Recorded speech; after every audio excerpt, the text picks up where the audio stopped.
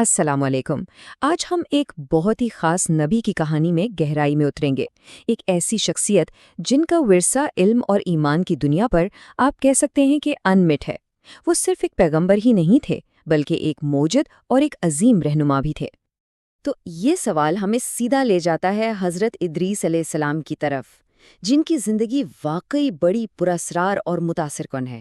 یہ کوئی عام کہانی نہیں ہے، یہ کہانی ہے تہذیب کی شروعات کی، اور یہ سفر کرتی ہے آسمانوں کی بلندیوں تک۔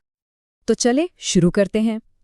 ہماری کہانی کا آغاز ہوتا ہے قدیم بابل سے، جو اس وقت تہذیب کے آپ سمجھیں گے کہ سب سے بڑے مراکز میں سے ایک تھا، اور یہیں سے حضرت ادریس علیہ السلام کی زندگی کا سفر شروع ہوتا ہے۔ اچھا، تو حضرت ادریس علیہ السلام کون تھے؟ وہ حضرت آدم علیہ السلام کی 5ویں نسل سے تھے، یعنی حضرت شیس علیہ السلام کے بعد نبوت کا یہ سلسلہ آگے بڑھانے کی ذمہ داری ان پر آئی، اور انہوں نے اپنے آباء و اجداد کی تعلیمات کو جاری رکھا۔ انہیں نبوت ملی بھی تو ایک ایسے وقت میں جو بڑا نازک دور تھا، جب انسانیت آپ کہہ لیں کہ توحید کے راستے سے ہٹ رہی تھی۔ تو ان کا جو بنیادی مشن تھا وہ یہی تھا کہ لوگوں کو واپس اللہ کی خالص عبادت کی طرف لایا جائے۔ اب آتے ہیں ان کی زندگی کے سب سے دلچسپ پہلو کی طرف۔ دیکھیں، حضرت ادریس علیہ السلام صرف ایک نبی ہی نہیں تھے، بلکہ وہ ایک انقلابی موجد بھی تھے۔ جی ہاں، ایک انوویٹر، جنہوں نے انسانی تہذیب کی بنیادیں رکھنے میں بہت بڑا کردار ادا کیا۔ ذرا سوچیے اس بارے میں، ان کی ہر ایک ایجاد انسانیت کے لیے ایک بہت بڑا ایک انقلابی قدم تھا۔ پہلی بار، جی ہاں، پہلی بار انسانوں نے پتوں کے بجائے سلے ہوئے کپڑے پہننا شروع کیے۔ پہلی بار قلم کا استعمال ہوا تاکہ علم کو لکھا جا سکے، محفوظ کیا جا سکے۔ اور یہی نہیں، ریاضی اور فلکیات جیسے علوم کی بنیاد بھی انہوں نے ہی رکھی۔ اس ایک کام نے آنے والی نسلوں کے لیے علم کے نہ جانے کتنے دروازے کھول دیے۔ لیکن بات صرف علم اور ایجادات پر ختم نہیں ہوتی۔ ان کی زندگی کا ایک اور بہت بڑا پہلو بھی ہے۔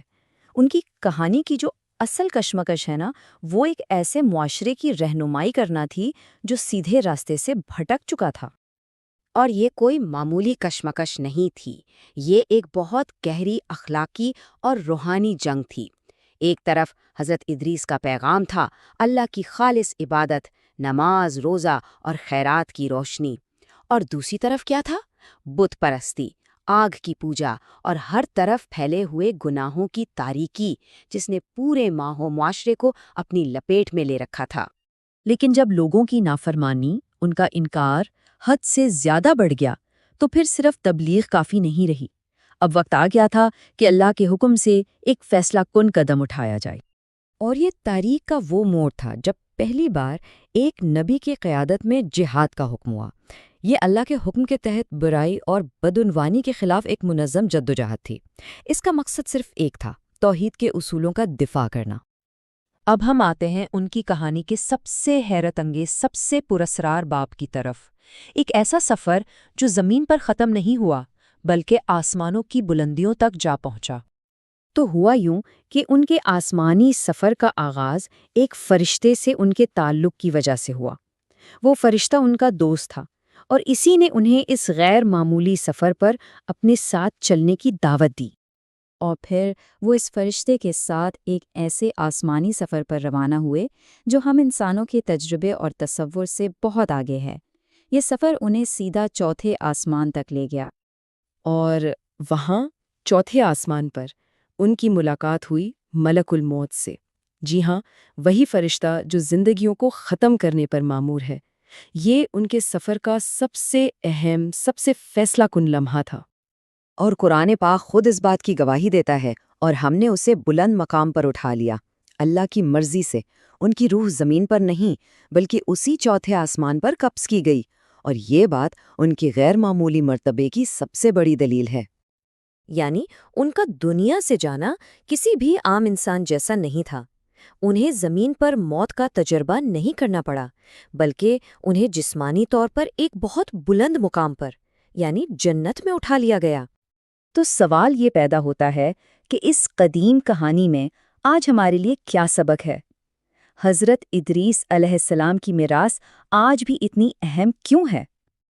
دیکھیں، ان کی زندگی سے جو اہم ترین اسباق ملتے ہیں نا، وہ یہ ہیں کہ انہوں نے ایمان کو علم اور تجسس کے ساتھ جوڑا، روحانی رہنمائی کو عملی زندگی کا حصہ بنایا، اور جب بدعنوانی کا سامنا ہوا تو اس کے سامنے ڈٹ کر کھڑے رہے۔ ان کی پوری کہانی قیادت، ہمت اور اللہ سے گہرے تعلق کی ایک زبردست مثال ہے۔